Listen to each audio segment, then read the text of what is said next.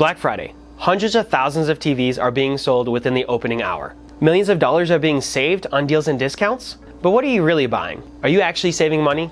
I'm Nick. I own and operate a TV repair shop, and I want to give you inside information on what to avoid and what to look for. Most of the doorbuster deals are filled with TVs that wouldn't sell throughout the year. This could be for a variety of reasons. It could be low quality sets, very few features, or the TV set was overpriced to begin with. Oftentimes these markdowns aren't even real, and this has caused some content creators to post these kinds of videos. This is just stupid. Look at this, they think people are so dense that they can just throw some stickers over the old prices and then boom, you automatically think that you are getting a lower price. Because you're buying a low quality set, you're gonna get lower quality parts in your TV. This means you're gonna be more likely to have a premature failure with your TV. Now in addition, some newer TVs now have built-in ads. In order to make up for lost profits, manufacturers are now putting ad space in your TVs. These ads cannot be disabled or turned off if you plan on using your TV's smart features. Here's a website you can use to see if the TV you're about to buy will have ads or not. If we take a look at the LG G2 OLED 97-inch, which sells for $26,500 after tax, even at that price point you are locked in with ads. You can use these filters to the right to find the best value sets without ads. Now that we've talked about the industry as a whole, let's talk about more brand specifics. We want to tell you which 4 brands we recommend and which ones to avoid.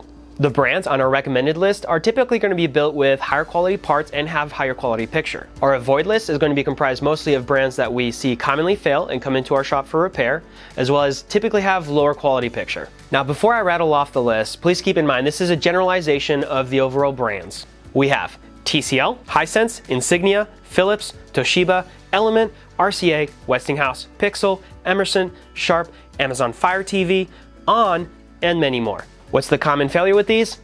LED failure. These new LED TVs were advertised as having long-lasting, energy-efficient LEDs. Well, turns out they're not so long-lasting after all. LED failure is the #1 failure we see with these sets. We see these sets coming to our repair shop within 1 to 2 years of being purchased. And this is the new norm. In the past, TVs used to last 10 to 15 years before breaking down. Buying these low quality sets will be cheaper in the short term, but in the long term will actually cost more money as you'll have to replace that TV more often. And in addition, you'll have a lower quality picture on your sets. Before we go over the brands we do recommend, if you've found this video insightful so far, make sure to smash that like button. Sony, LG, Samsung, and Vizio are the 4 brands we do recommend, but we don't recommend all of their TVs. For Sony, we recommend you avoid all of the models that start with the letter KD. For the same reason, they also do suffer from LED failures. The models you do want to go for are the ones that start with the letter XR.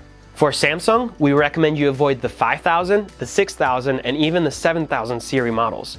We only recommend the 8 and 9000 series. For Vizio, we recommend you avoid the D and the V series, but we do recommend the M, the P, and any of the OLED series. Lastly, for LG, we recommend you avoid the UQ, UN, and UP series, as well as the OLED EVO and B2. We do recommend the UQA, UPA, any of the QNED models, and then for the OLED models, we recommend the C1 and C2 series as their panels are higher quality and less likely to break down. Now, a quick disclaimer, these recommendations are based on our past experiences and what we've seen come into our TV shop here in Tucson. With that being said, models change year after year, and it's difficult to predict what might happen in the future for these newer sets and if they'll stand the test of time. In conclusion, we do not recommend that you go with any of the doorbuster deals. There may be some savings and discounts available on some of our recommended models, however, so keep an eye out for those. I hope this video will help you make a more informed decision on your next TV purchase. Thanks for watching.